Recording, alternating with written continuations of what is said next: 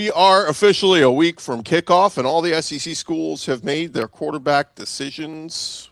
Did they all make the right ones? Time to get our SEC squad together. You're talking ball with the SEC squad. From Alabama to Tennessee, from Georgia to Oklahoma, from Auburn to Texas, it's the local experts of the Locked On Podcast Network bringing you scoops, breakdowns, and the most comprehensive preview of the upcoming SEC weekend. It's the SEC squad, and we have a seat for you. Hurt feelings and thin skin are prohibited. Squad up, you're part of the SEC squad.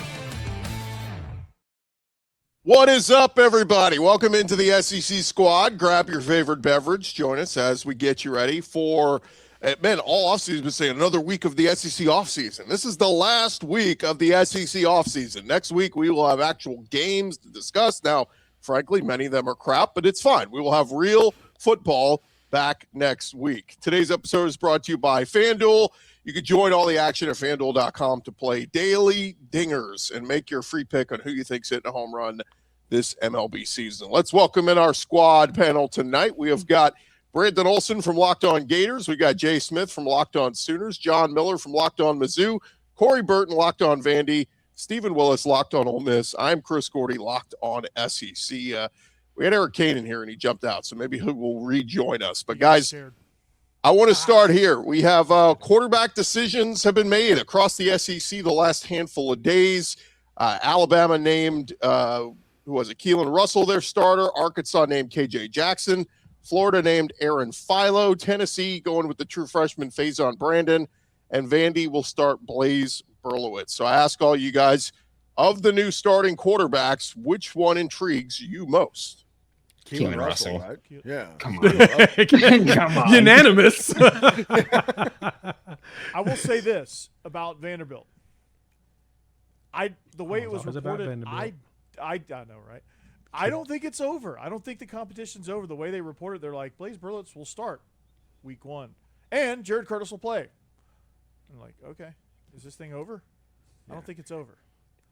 Remind me, who's Vandy's week 1 opponent just off the top of my head? The mighty Austin Peay. Okay, so to your point there, the mighty Austin Peay. See, I was going to say, to me, the most intriguing one was not Jared Curtis, because frankly, I thought it was going to be not Jared Curtis, and not Jared Curtis is, well, not Jared Curtis. And this does go against my off-season premise, which is I think it's more about Clark Lee than anything, this Vanderbilt program. This is a curious decision, but maybe it's just a one-week thing.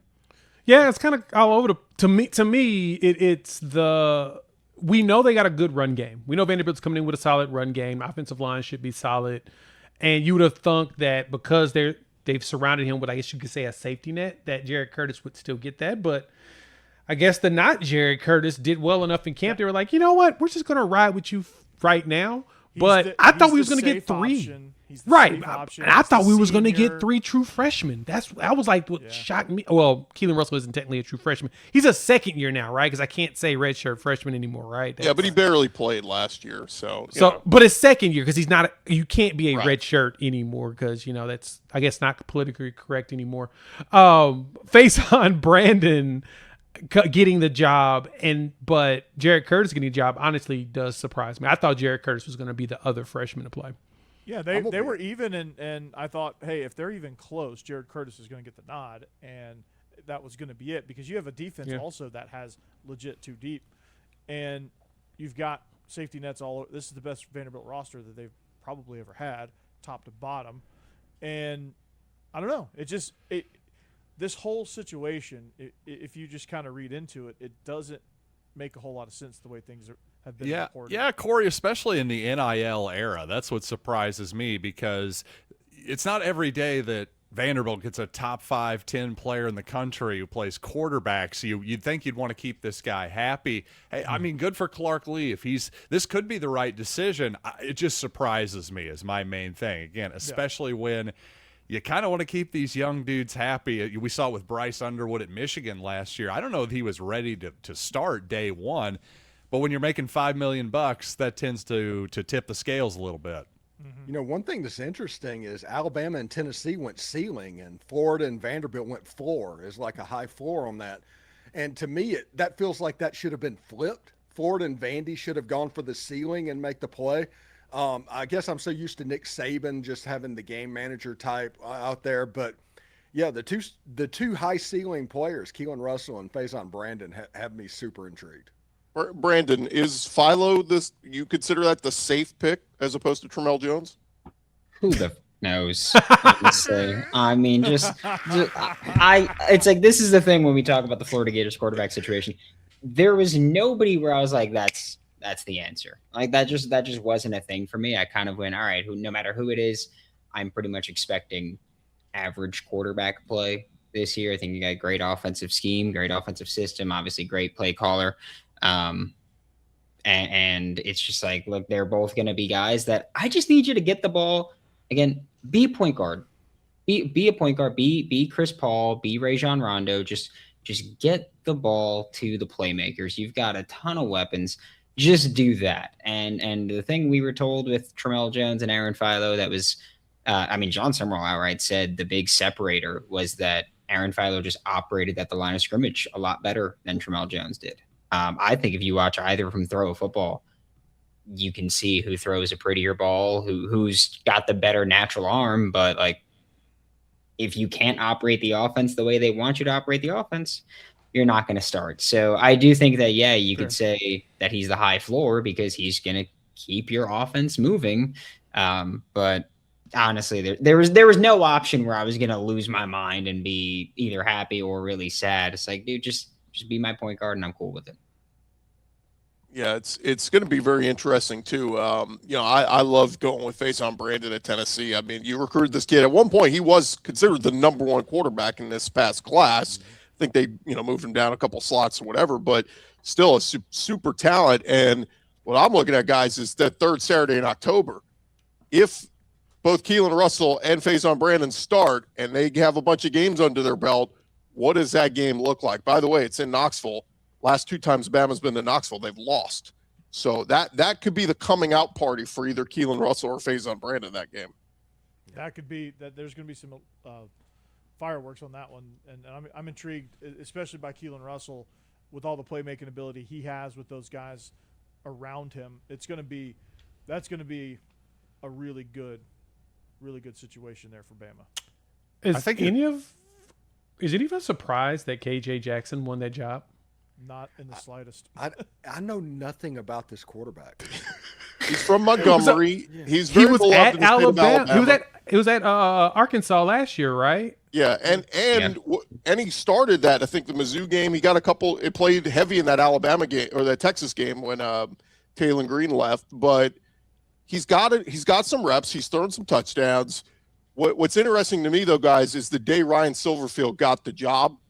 I think there were like 2 or 3 players at his press conference. One of them was KJ Jackson. So that screamed you right there. He was going to be the guy. Even though Silverfield brought his number 2 guy from Memphis with him, a la Aaron Philo with Buster Faulkner. Right. KJ Jackson, I think this shows this kid might actually be pretty damn good. He can use his legs. He can use his arm. I'm intrigued by him. And he's a big dude. Like, he's almost like the KJ Jefferson size, except for he's like 2 1/4 instead of 260. But he's a big quarterback at 6'4", 2 1/4. That's a big dude. Thanks for putting that comparison in my head, by the way. There's no way I'm going to let that slip 37 times this year. Yeah, no. Congratulations. You're welcome.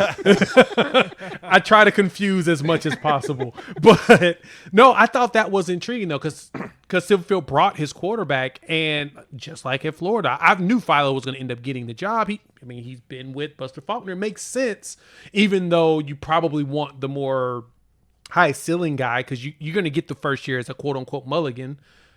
I would have thunk that Arkansas would have been similar, but they didn't. So it kind of threw me off. I need to hear from Kane on this Faizon Brandon pickup. But go ahead, Brandon. What's up? That's John Summerall said. That's got to be Kane. Eligible, I'm going to be on the top of the stadium ready to do something stupid. I don't think he cares about getting the year 1 mulligan.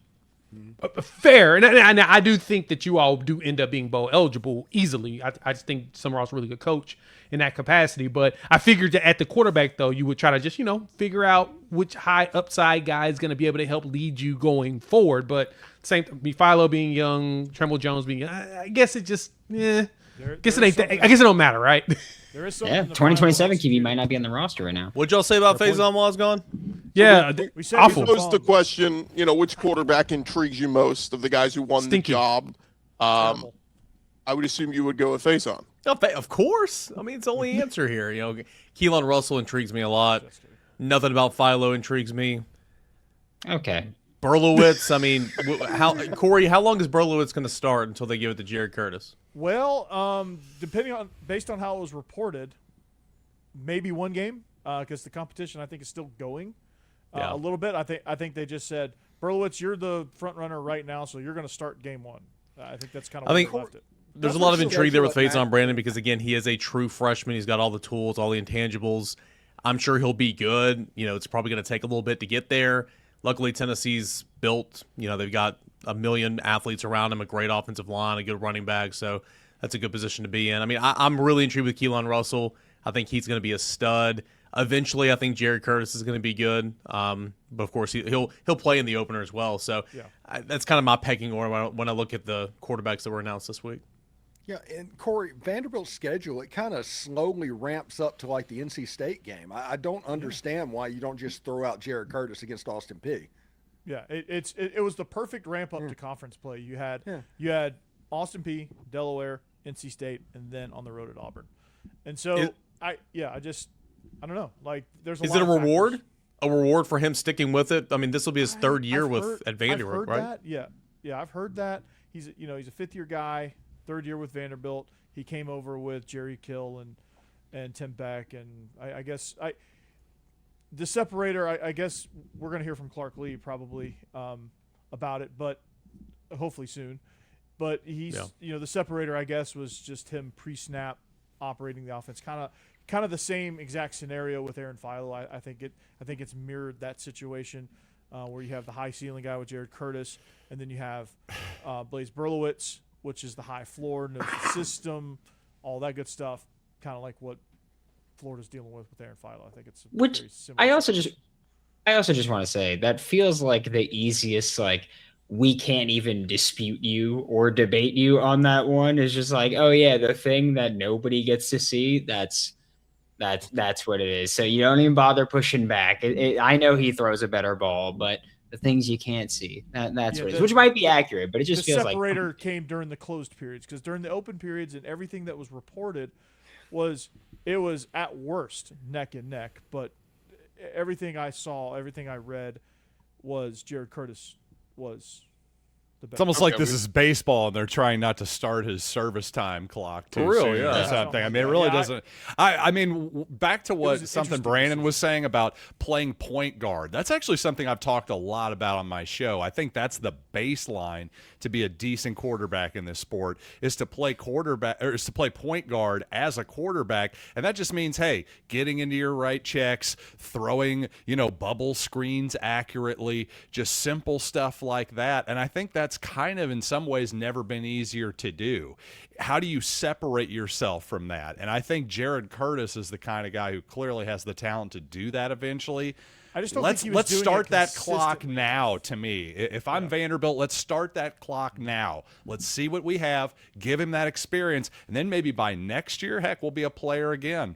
Okay, we spent way too much time talking about the Vanderbilt I quarterback. totally disagree with you. We spent the perfect amount of 6 time. and 6. You could Can I ask More. Brandon a question More in time. segment 2?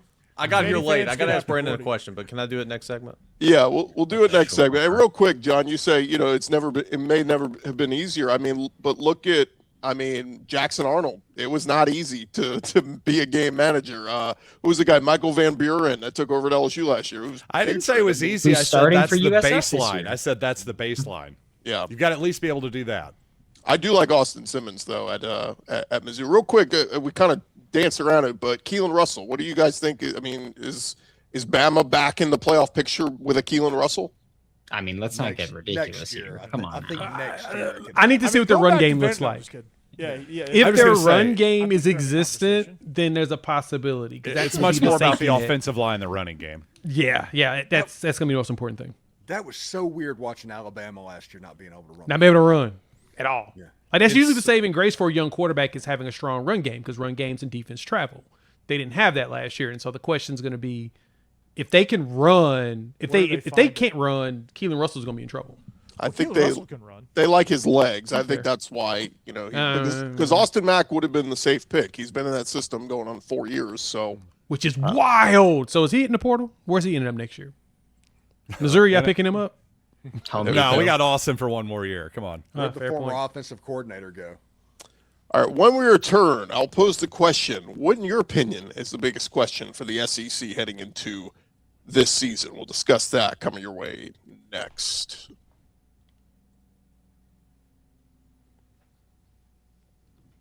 Hey, but first, I want to remind you guys about our friends over at Indeed. Support for today's episode comes from Indeed sponsored jobs. When workplace chaos hits and you need to make the right hire, Indeed sponsored jobs. They're going to help you help connect employers with candidates who match specific needs like skills, certifications, location. Less time gets spent searching, more time gets spent finding the right fit. And people are finding quality hires on Indeed right now. And the minute we've been talking with you, companies like yours have made 27 hires on Indeed, according to Indeed data worldwide. Usually the biggest difference isn't someone doing more work. It's having somebody who knows exactly what needs to happen and help everything run smoother. Go spend less time searching and more time actually interviewing the candidates who check all your boxes. And, of course, listeners of our show will get a $75 sponsored job credit to help get your job the premium status it deserves at Indeed.com/podcast. When you need to make the right hire, cut through all the chaos. This is a job for Indeed sponsored jobs. Just go to Indeed.com/podcast right now. Support our show. Tell me you heard about it right here. Indeed.com/podcast. Terms and conditions apply. If you need to hire, this is a job for Indeed sponsored jobs. All right, roll along here, SEC Squad Show. And guys, I wanted to kind of leave this one open-ended, just saying what, in your opinion, is the biggest question for the SEC as the season gets ramped up. And Eric, if you want to ask your question to Brandon, you can do that as well. Yeah, what do you want, Kane? What do you Well, want? my Just go biggest ahead. question for the SEC is non-game conference slate, of course. I think that's probably everybody. Brandon, real quick, why? I got a buddy. He's a Gators fan. I know it's bad taste, but it's always going to be Aaron Philo. It's always going to be Philo. Then he's like, I don't know, Tramel Jones. That's all the buzz in camp. Was there ever a thought that it was going to be Tramel Jones? I think that it was a legitimate battle for a while. I mean, what we were basically told was Aaron Philo operates the line of scrimmage better, and that once they got into fall camp, got comfortable, and expanded the playbook more, like that's where Tramel started to maybe make some mistakes. There were a couple times in the scrimmage where he tried to snap the ball without sending someone in motion. And I mean, Buster Faulkner is going to use shifts and motions more than just about anybody. So that's the kind of stuff where you can't really screw that up. And so that seems to be the differentiator. I believe it was always Aaron Philo's job to lose, but that there was a possibility that it would be Tramel Jones. Gotcha. Yeah, non-game SEC. I think my biggest question for the SEC going into this season. Yeah, I think my biggest question going into this season for the SEC is, can we win a game in the playoffs against a non-SEC team? It appears that the entire goal of the committee is to make sure the SEC is matched up with the SEC so you can knock off as many of them as possible, as early as possible, and then you don't have to be concerned with them later. I want to see if we can get past that. It'd be so much better if we can make sure we match up conferences with conferences, with bowl games and stuff. That way we can really see who's superior. But we need a national championship. If anything, we need to make a deep run in the playoffs and play in a title game at least. Yeah, you guys are saying 9 games. I'm saying the question is 9 wins, as in, will 9-3 get an SEC team into the playoff? Because, let's take Missouri, for example, who is playing 5 teams in the AP top 10 this season. If the Tigers happen to go 9-3, again, just for example, I think that's a top 12 team. Does the committee think that? Is that good enough to edge out, all of the different automatic qualifiers and the seedings, that type of thing? I'm not so sure it is, considering there will probably be, a log jam of teams, quite possibly, I think, at that 9-3 mark. How that's all going to play out in terms of not actual tiebreakers, but just subjective tiebreakers with the committee is going to be really interesting. I think that message. I think that message needs to be sent now. I think it's been sent since SEC Media Days. It's been all politicking, and it should be, frankly. That's what the coaches should be doing. Because not all schedules are created equal. In our 100%. Group chat today, we all were joking about Texas Tech's schedule. It's a joke. They were a playoff team last year. I mean, we've got to have some kind of critical analysis and thinking. And I bring this up all the time. In college basketball, we do it. We count quad 1 wins and quad 2 wins and all that. Why do we not do it in college football? Why do we sit here and go, well, 10-2 is the bar? Or, no, there are 9-3 resumes that deserve to be considered over, frankly, some 10-2 and 11-1 resumes that have no damn good wins on it. So we need to use critical thinking, and we need to send the message to this committee. They got to evaluate full resumes. Just one thing to your point on Texas Tech, looking at their schedule, if they lose one game, they shouldn't be in. If they go undefeated, let them in. One game, they're out. With that schedule, that's just my opinion. They'll still be a conference champion. I know, but I'm just saying in terms of if there happens to be another Big 12 champion who has one loss or whatever it is, and they're tied with whatever it is, I'm saying don't let Tech in. That's all. Well, to Gordy's point and everything, my question is the non-conference games by the SEC in September. Oklahoma, Michigan, Texas, Ohio State, Ole Miss, Louisville, even Baylor, Auburn, or Mississippi State and Minnesota. If you want a 9-3 team to get in the playoffs, those games have to be won. If it's not, it's going to be an excuse to leave them out. Yeah, for sure. And I forget which one of you said that the SEC was going to go undefeated in non-conference, but against their non-conference opponents. But that needs to happen for sure. And if they're going to do it, if they're going to bring their dominance over the rest of the conferences and get that narrative back, that's going to have to happen. Every single person, Vanderbilt included. So it's going to have to be across the board, make a statement with this 9-game schedule. And then if a 9-3 team gets in from the SEC and they happen to just go on a run and win it all, like let's say Oklahoma is that 5th team in at 9-3 and they go on a run, that'll make a huge statement for a playoff. And that will probably get the playoff expanded quicker than anything. Yeah, the counterpoint is that if you're a 9-win SEC team and you make it into the college football playoff, you better not get your ass kicked in that first game. Just that will do nothing but fuel that fire. So you better not get your ass kicked. Well, I guess the question is, do we want that to happen to where they say, you know what, 12 is the perfect amount. We should keep it at 12. Or if they make a run and be like, we got to expand this thing. We can't be doing this. We need more teams to knock off these other 9. We got to let other 9-3 teams get the opportunity to do the same thing. Which one do we actually want, though? So I kind of don't want it to be more than 12. Well, I think the group of 5 we've learned should only get one. I mean, James Madison and Tulane last year was an absolute joke. We'll get one charity case. All right, it's the holiday season. Let's push the brakes on Tulane there, Gordy. Okay, let's. I was waiting for the defense to come in. I like Tulane too, but it is nothing but a charity case. I mean, no. You're talking about his coach right there. You got to leave his coach alone.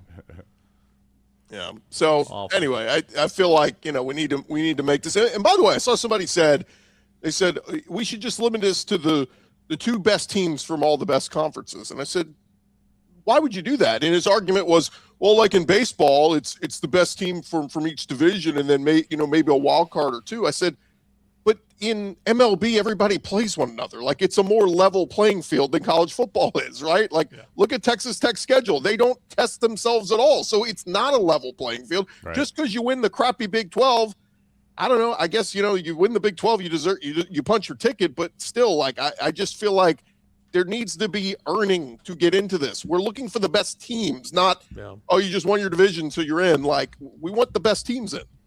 No pressure, Alex Galesh. Beat the Big 12 team. Yep. Please. I mean, that's. Yeah. They got a stud Florida quarterback they got to beat first. So, I mean, they play Baylor first. That's right. That's where. That's where DJ Lagway is. I'll tell you what. You want to beat him? Just put 8 dudes in coverage. He'll throw it to you eventually. It's as simple as that. Just put 8 guys in coverage and go, and it's yours. Don't worry about it. Well, they're playing against Auburn's defensive coordinator, and he's not going to put 8 men in coverage ever. They're bringing the house. 8 men in the box. Yeah, Durkin's going to engage 8. Engage 8. He's bringing the house every time. I love it. Yeah. He's the dude on Madden that's spamming engage 8. Will we have a player from the SEC representing the Heisman finals?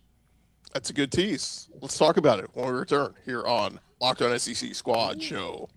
All right, Jay. I charge for that. Locked On SEC Squad Show brought to you by FanDuel. Baseball fans, if you think you know who's hitting a home run tonight, FanDuel is giving you a free chance to call your shot with daily dingers. It is easy to play. Just make your free pick for who you think will hit a home run in their game. If you're right, you'll receive a profit boost to use on your next bet for a chance at extra winnings. Best of all, you can make a free pick every day throughout the MLB season. Daily Dingers is another fun way to stay engaged with every day's games, whether you're following your favorite team or keeping an eye on matchups across the league. Every game has someone capable of going deep. I'll just put out there, who's your favorite home run hitter right now? Matt Olson. Dylan Dingler. Matt Olson Jack or anyone playing at Coors Field. Okay. Jack I'll Jack. go with Yordan Alvarez for the Astros, probably going to be MVP. Pete Crow Armstrong, PCA, doing pretty well too for the Cubs. But if you guys are ready to play your game, join all the action at FanDuel.com. That's FanDuel.com. Play Daily Dingers. Make your free pick on who is hitting a home run, play ball, and swing for the fences over on FanDuel, an official partner of Major League Baseball. All right, fellas, as we wrap things up, we did our predictions last week, but I don't think we touched on Heisman. So we'll go around the horn. Who's winning the Heisman this year? By the way, keep in mind, ESPN, their top 100 player list they just put out a year ago, they pointed out Fernando Mendoza was not even on that list. So that's how far off Fernando Mendoza was. And I think Travis Hunter, same thing. Nobody saw that one coming. So keep that in mind. The last couple Heisman winners were kind of off the wall. Yeah. Steven, we'll start with you. Well, mine's obvious. Everybody knows. Come on, dude. But I mean, Well, you should have skipped him. You should have said it for him. But I will say this: it is really cool that Ole Miss put Trinidad and Keelon in Times Square and in the Las Vegas was pretty Sphere as part of that. So that was pretty cool. But I think Trinidad, if Ole Miss wins 10 games, Trinidad's going to be in New York. Corey? Well, I picked Cade Klubnik last year, so it can't get much worse. But it's brutal. I don't know. I might go with Trinidad on this one. Just it seems like two Trinidads. Yeah, I might go Trinidad here. Brandon? I would Steve, like to sorry. see Jeremiah Smith. I'm going to be honest. I don't think it's going to happen, but I would love to see Jeremiah Smith get it. He's just a dude. And I don't want to say the person that I think is most likely because I don't want to represent the school and screw him. So I will. I'm sticking with Jeremiah Smith. That's where I'm going. You got to do it so that you can jinx it. Who are We you can at least hinting? hope for Who the are you jinx. hinting at? Let us know. Dante Moore. SEC? It's not a bad one. No. In Ten? the state Arch. quarterback. Oh, Mensa. That's not a bad team. Neither one of us were in Mensa since we didn't guess it. Yeah. But John Brandon's Miller, who's talking your about pick? The mighty You know, Winds. you were just talking about Jeremiah Smith. He was actually my pick last year, just especially as a value pick. I think I just loved his odds last year. Obviously, it didn't happen. I'm going to go a little bit more conventional this year, but same team. Give me Julian Sayin. That's a good pick. I kind of thought that too. And there might be a debate, right? Like if Smith is having an awesome year, but people are going to go, oh, but Sayin's the one who made it happen. So that could be a good one. Sure, we've seen that happen before where the guys divide the votes, like, the year, what was it, Mac Jones and Devonta Smith, and Devonta still ended up winning it. So it happens. It can be a negative, but you can still win it too. yeah, that's fair. Cantor? I think Corey said it a moment ago. My guy could have went to the draft last year, probably been a top 5 pick. Decides to come back. First round pick for sure. Dante Moore. He's got to cut down on his picks. Threw 10 picks last Agreed. year. He's got to play better, obviously, in crunch time. Totally But a here for phenomenal that. year last year. I think he can do a little bit of everything. I understand why Arch Manning gets a ton of hype and Trinidad and Julian Sayin and all that. But Dante Moore, I think, is the best quarterback in the country. No Faizon Brandon a la Johnny Manziel. No, he'll be SEC Freshman of the Year for sure. Freshman All-American. Okay. So All right. we're good. We're good. Jay Smith, who you got? Man, I want someone from the SEC to win it. I don't know if they're going to get enough love because there's so much anti-SEC rhetoric that's out there in the world. Rhetoric. I really could totally see, though, that Dante Moore gets it just because everyone purposely doesn't want an SEC player to get it. Ooh, bias do y'all against the SEC. I love it. Yeah, they're Do anti. y'all believe the rumors out there that Arch Manning has been struggling this fall? Yeah. 100%. If that ball wasn't tipped, I think we should find the backup. That was at a this duck, point. yeah. Come Part on. of me, though, guys, thinks that's manufactured because what did we do a year ago at this time? It was all hype. It was all building him up. I think was Sark's stinky. trying to temper it to go, yeah, he really hadn't been that sharp. You know, I mean, temper it so when he's awesome, everybody goes, oh my God, look at this. Yeah. He didn't respond well to praise. Maybe if I just dunk all over him for everyone to see, then maybe that'll toughen him up. Yeah, this kid sucked. He was terrible in practice. He threw nothing but wounded ducks all over the place. Yeah, we tried the praise. Let's just neg him the whole time. Yeah. See, if we just say he sucks, then he has a good year, then we can say, you know what? Look how great of a year he had. You guys thought he sucked. I'd throw out Faizon Brandon. Give me like a real off the wall name, you think, like Lenore Sellers or something like that. Diego, no. Would he be an off the wall considering he won it this time last year, like in August? I mean, I'm genuinely being serious. Like, he's a name. Everyone knows him. Everyone knows that if he ever puts it together, like, sky's the limit. Will he? Like, it would be coming out of nowhere this year, but like, again, he's such a name in college football. Like, I guess it counts, but I don't know. Like, I want to hear somebody like we don't even know their name. Would CJ? I don't think CJ Carr would be off the wall, would it? CJ Carr's the betting favorite right now. Yeah, on FanDuel. So then no. I did not think that was going to be what I saw when I opened FanDuel. I did not think I was going to see CJ All right, Carr. Probably my off the wall thing would be John Mateer. There's somebody that could kind don't of come hate out that. of nowhere. Yeah, he puts the numbers up and gets it done that way. I mean, there's obviously a path for Keelon Russell as well. Yeah. If Alabama's awesome. And look, we know it's a quarterback award, but Byron Brown, anybody? No. Not on that team. no. Not on that team. What I a think he's gonna have a lot of dumbass thing to turnovers. say, Gordy. Dumbass thing to say. He's going to have to throw for Oh, 5,000 goodness. yards. Gee, I you think might he's as gonna be well take exciting. Cade I think he's Klubnik gonna at rack that up the point. stat sheet, but I also think he's Who gonna would have a pick ton of Cade turnovers. Klubnik? I mean, geez. Yeah, who the hell would do that? And Wait, I'm also- just noticing that Alright. Bo Jackson is 100 to 1. Man, this NIL portal thing's really Yeah. getting out of control. Could Holy be cow. a Bojack. Bo knows that. Also, Malachi Tony is somebody that could That's pop. off the wall. He I was like awesome. that one. Yeah, he was awesome. Miami being the best They're team in that pretty loaded. state. Yeah. I thought that Mekhi Hughes was going to win it a couple, like a year or so ago when he transferred to Oregon. I was like, man, that's going to be the running back that's probably going to be that. Nope. I guess maybe Keewan Lacey could end up just cannibalizing Trinidad and taking it as a running back. Like, I would like to think see a there's a- back get it. That would be Gordy's great. going There's a with real Thomas chance they Castellanos. split, though. Yeah, They split that's it. true. All right, a couple people are going to get mad at me. What about DJ Lagway? Somebody's got to win the Big 12. Come on. I don't think so. That was my You know what? greatest. That was You the may best say- troll let's of say all Julian time. Lewis. That was the best troll. I was Drew gonna say, Mestamaker. How about that? Houston with Mestamaker. Willie Fritz, Connor Wegman, the former Aggie quarterback. He could He's have a still big playing. year. Yeah. Drew Mestamaker, he led the nation in passing said last that year. one, I mean, yes, he's that in the Big 12. There's a possibility he could do it. I saw the other day that Max Johnson's still playing college football. Yes, he is. Wow. Is he really? Yes. Georgia Year Southern. 9, it feels like. We need to do a list of best SEC quarterbacks who are starting elsewhere. I saw Dylan Lonergan got a job, former Yes. Bama quarterback. I mean, At it's BC? Isn't he at Is he BC? Taven DC, Jackson right? got a job. I don't know where Yeah, at though. I possibly. didn't read the With article. Bill O'Brien? North Texas. I just read it. Yeah, Taven Jackson in North Texas. Yeah, he left Indiana, and he goes to Indiana early in the season, if I'm correct. So a revenge game for him via proxy. Yeah, that's actually a good one. Yeah, he's not very good. I Very didn't give disappointing. my pick. I'll go with Arch. I think the media hype and love will be. That's not off the wall. But he sucks. It's not off the he wall. sucks. I'm giving my pick. We all give Yeah, our give pick. me an off the wall too. You gotta play that game as Well, well. he said Yeah, you Faizon. gotta- He said yeah. Faizon. He's covered. And Byron Okay. Brown, I gave you. Okay. Yeah. You did say Byron Brown.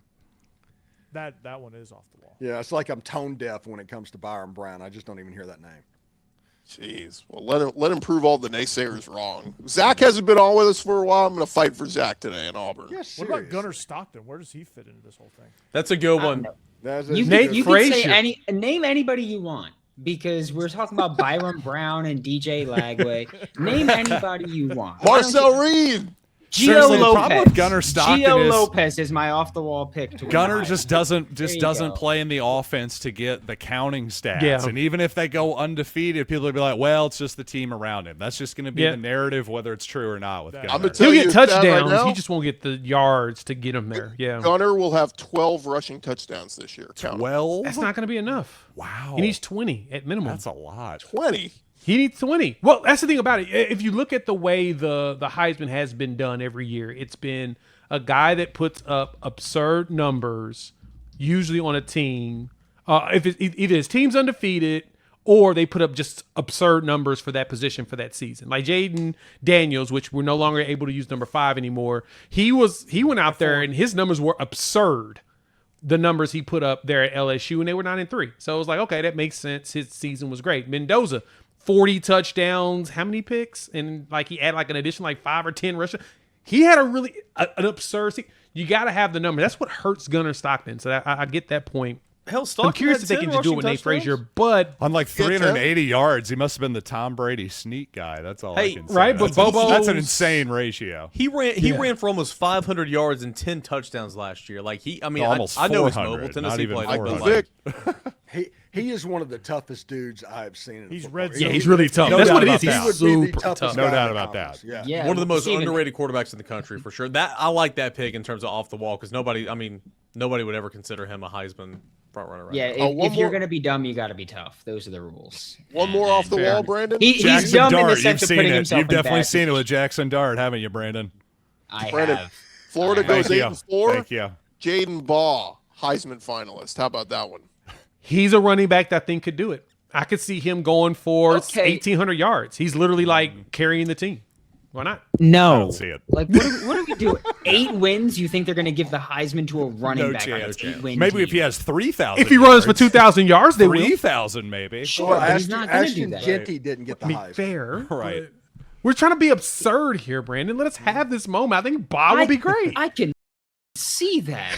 Jeez, Hey I'll now. tell him to edit Hey it. now. That's fine. But There oh goes our my clean rating. goodness, my lord! Our clean rating is out the window. Hey, remember to follow and subscribe to your favorite SEC show. We'll be covering your favorite team every day throughout this season. Don't forget, I'll have you covered with the entire conference every day with the Locked On SEC. We are part of the Locked On Podcast Network, covering your team every day.